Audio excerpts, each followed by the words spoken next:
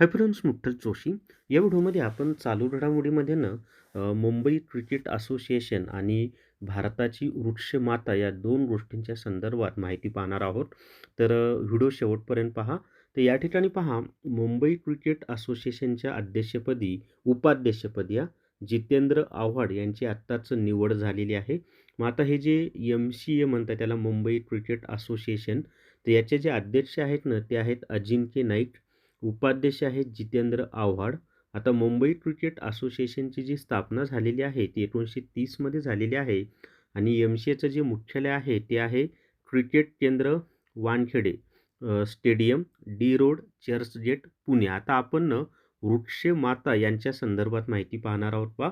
तर या ठिकाणी ट्री वुमन ऑफ इंडिया कोणाला म्हटलं जातं किंवा भारताची वृक्षमाता कोणाला म्हटलं जातं या संदर्भात प्रश्न येऊ शकतो.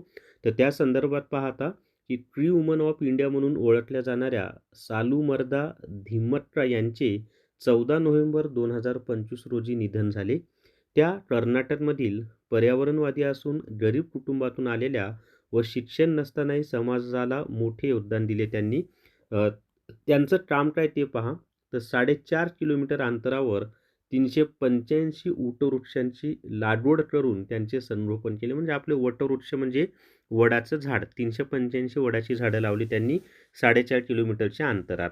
त्याच्यानंतर आयुष्यात हजारो वृक्ष लावून त्यांनी वृक्षमाता म्हणूनही मान्यता मिळवलेली आहे.